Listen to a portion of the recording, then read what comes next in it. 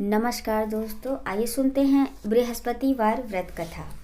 भारतवर्ष में एक राजा राज करता था। वह बड़ा प्रतापी और दानी था। वह नित्य गरीबों और ब्राह्मणों की सहायता करता था। यह बात उसकी रानी को अच्छी नहीं लगती थी। वह न ही गरीबों को दान देती, न ही भगवान का पूजन करती थी और राजा को भी दान देने से मना किया करती थी। एक दिन राजा शिकार खेलने वन को गए हुए थे तो रानी महल में अकेली थी। उसी समय बृहस्पति देव साधु के वेश में राजा के महल में भिक्षा के लिए गए और भिक्षा मांगी।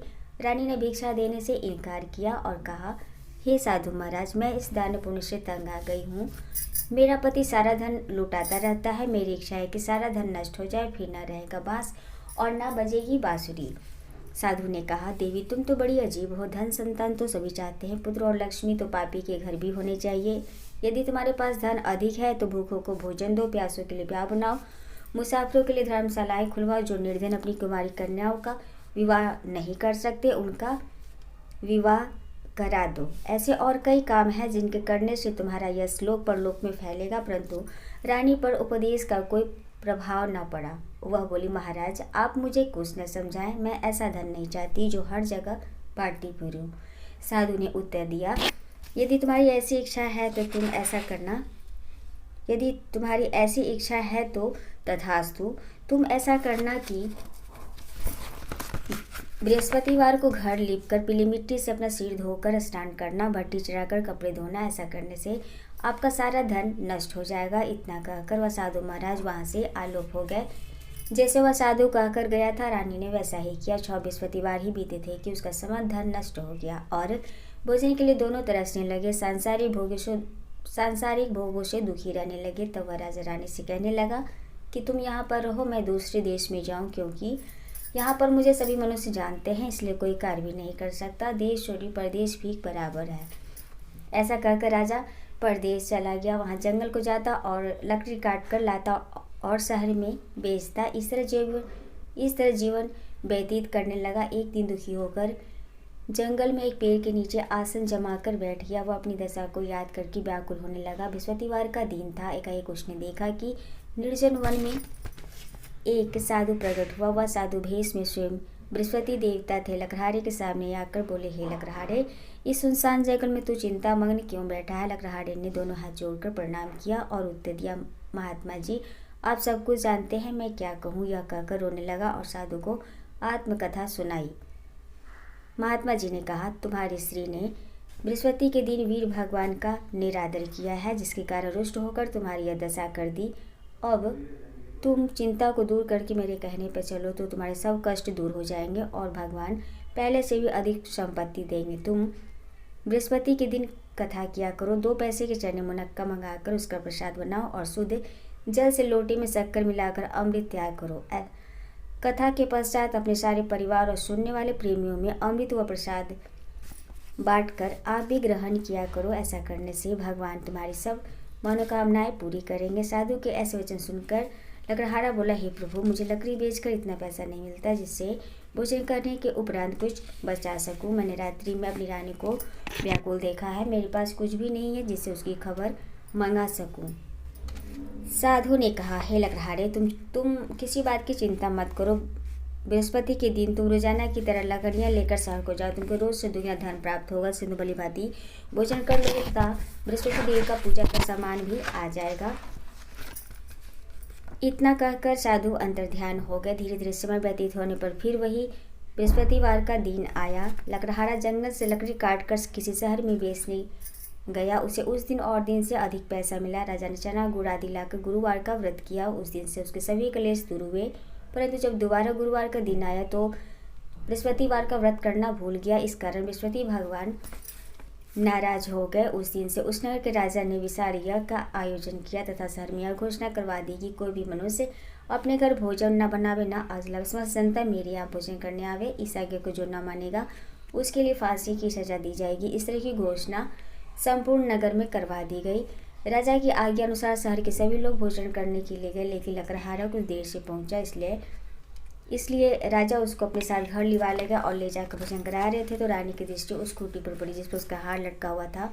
वह वहां दिखाई न दिया। रानी ने निश्चय किया कि मेरा हार इस मनुष्य ने चुरा लिया है। उसी समय पुलिस को बुलवाकर उसको जेलखाने में डलवा दिया। जब लकड़हारा जेल खाने में पड़ गया और बहुत दुखी होकर विचार करने लगा कि न जाने कौन से पूर्व जन्म के कर्म से मुझे यह दुख प्राप्त हुआ है, और उसी साधु को याद करके रोने लगा जो जंगल में मिला था। उसी समय तत्काल बृहस्पति देव साधु के रूप में प्रकट हो और उसकी दशा को देखकर कहने लगे, अरे मूर्ख, तूने बृहस्पति देव की कथा नहीं करी, इस कारण तुझे दुख प्राप्त हुआ है। अब चिंता मत कर, बृहस्पतिवार के दिन जेल खाने के दरवाजे पर 4 पैसे पड़े मिलेंगे, उनसे तू बृहस्पति देव की पूजा करना, तेरे सभी कष्ट दूर हो जाएंगे।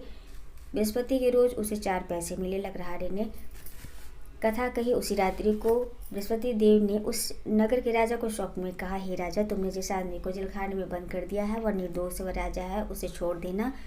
रानी का हार उसी खूंटी पर लटका है, अगर तू ऐसा नहीं करेगा तो मैं तेरे राज्य को नष्ट कर दूंगा। इस तरह रात्रि के स्वप्न को देखकर राजा प्रातःकाल उठा और खूंटी पर हार देकर लकड़हारे को बुलवाकर क्षमा मांगी तथा लकड़हारे को योग सुंदर वस्त्राभूषण देकर विदाई किया था। बृहस्पति देव की आज्ञा अनुसार लकड़हारा अपने नगर को चल दिया। राजा जब अपने नगर के निकट पहुंचा तो उसे बड़ा आश्चर्य हुआ। नगर में पहले से अधिक बाग, तालाब और कुएं तथा बहुत सी धर्मशाला, मंदिर आदि बन गई है। राजा ने पूछा, यह किसका बाग और धर्मशाला है? तब नगर सब लोग कहने लगे कि यह सब रानी और बांदी के हैं। तो राजा को आश्चर्य हुआ और गुस्सा भी आया। तब रानी ने यह खबर सुनी कि राजा आ रहे हैं तो उसने बांदी से कहा कि हे दासी, देख राजा हमको कितनी बुरी हालत में छोड़ गए थे, हमारी ऐसी हालत देखकर लौट न जाए, इसलिए तू दरवाजे पर खड़ी हो जा। आज्ञा अनुसार दासी दरवाजे पर खड़ी हो गई। राजा आए तो उन्हें अपने साथ लिवा लाए। तब राजा ने क्रोध करके अपनी रानी से पूछा कि यह धन तुम्हें कैसे प्राप्त हुआ है? तब उन्होंने कहा, हमें यह सब धन बृहस्पति देव की इस व्रत के प्रभाव से प्राप्त हुआ। राजा ने निश्चय किया कि सात सुबह तो सभी बृहस्पति देव का व्रत पूजन करते हैं, परंतु मैं रोजाना दिन में 3 बार कहानी कहा करूँगा तथा रोज व्रत किया करूँगा। अब हर समय राजा के दुपट्टे में चने की दाल बंधी रहती तथा दिन में 3 बार कहानी कहता। एक रोज राजा ने विचार किया कि चलो अपनी बहन के यहाँ हो आवे। इस तरह निश्चय कर राजा घोड़े पर सवार हो अपनी बहन के यहाँ चलने लगा। मार्ग में उसने देखा कि कुछ आदमी एक मुर्दे को ले जा रहे हैं। उन्हें रोक कर राजा कहने लगा, अरे भाइयों, मेरी बृहस्पति देव की कहानी सुन लो। वे बोले, लो, हमारा तो आदमी मर गया है, इसको अपनी कथा की पड़ी है। परंतु कुछ आदमी बोला, अच्छा कहो, हम तुम्हारी कथा भी सुनेंगे। राजा ने दाल निकाली और जब कथा आधी हुई कि मुर्दा हिलने लगा, और जब कथा समाप्त हुई तो राम राम करके मनुष्य उठकर खड़ा हो गया। आगे मार्ग में उसे एक किसान खेत में हल चलाता मिला। राजा ने उसे देखा और उससे बोला, अरे भैया, तुम मेरी बृहस्पतिवार की कथा सुन लो। किसान बोला, जब तक मैं तेरी कथा सुनूंगा तब तक 4 हरैया जोत लूंगा, जा अपनी कथा किसी और को सुनाना। इस तरह राजा आगे चलने लगा। राजा के हटते ही बैल पछाड़ खाकर गिर गया तथा उसके पेट में बड़ी जोर से दर्द होने लगा। राजा के हटते ही बैल पछाड़ खाकर गिर गए और उसके पेट में बहुत जोर से दर्द होने लगा। उस समय उसके यहाँ रोटी लेकर आई। उसने जब यह देखा तो अपने पुत्र से सब हाल पूछा और बेटे ने सभी हाल कह दिया। तो बुढ़िया दौड़ी दौड़ी उस घुड़सवार के पास गई और उससे बोली, मैं तेरी कथा सुनूंगी, तो अपनी कथा मेरे खेत पे ही चलकर कहना। राजा ने बुढ़िया के खेत पर जाकर कथा कही, जिसके सुनते ही वह बैल उठ खड़े हुए तथा किसान के पेट का दर्द बंद हो गया। अब राजा अपनी बहन के घर पहुंचा। बहन ने भाई की खूब मेहमानी की। दूसरे रोज प्रातःकाल राजा जगा तो वह देखने लगा कि सब लोग भोजन कर रहे हैं। राजा ने अपनी बहन से कहा कि ऐसा कोई मनुष्य है जिसने भोजन नहीं किया हो, मेरी बृहस्पतिवार की कथा सुन ले। बहन बोली, हे भैया, यह देश ऐसा ही है, पहले यहाँ लोग भोजन करते हैं, बाद में अन्य काम करते हैं। अगर कोई पड़ोस में हो तो देखा हुआ ऐसा कहकर देखने चले गए, परंतु उसे कोई भी ऐसा व्यक्ति नहीं मिला जिसने भोजन न किया हो। तब वह एक कुम्हार के घर गई जिसका लड़का बीमार था। उसे मालूम हुआ कि उसके यहाँ 3 रोज से किसी ने भोजन नहीं किया। रानी ने अपने भाई की कथा सुनने के लिए कुम्हार से कहा तो वह तैयार हो गया। राजा ने जाकर बृहस्पतिवार की कथा कही, जिसको सुनकर उसका लड़का ठीक हो गया। अब तो राजा की प्रशंसा होने लगी। एक रोज राजा ने अपनी बहन से कहा कि हे बहन, हम अपने घर को जाएंगे, तुम भी तैयार हो जाओ।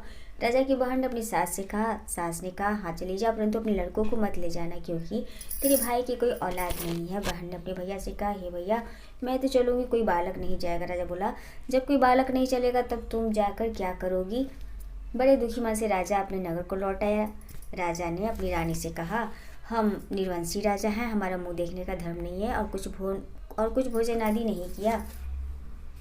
रानी बोली, हे प्रभु, बृहस्पति देव ने हमें सब कुछ दिया है, हमें औलाद अवश्य देंगे। उसी रात को बृहस्पति देव ने राजा से स्वप्न में कहा, हे राजा, उठ सभी सोच को त्याग दे, तेरी रानी गर्भ से है। राजा को यह बात सुनकर बड़ी खुशी हुई। 9वें महीने में उसके गर्भ से एक सुंदर पुत्र पैदा हुआ।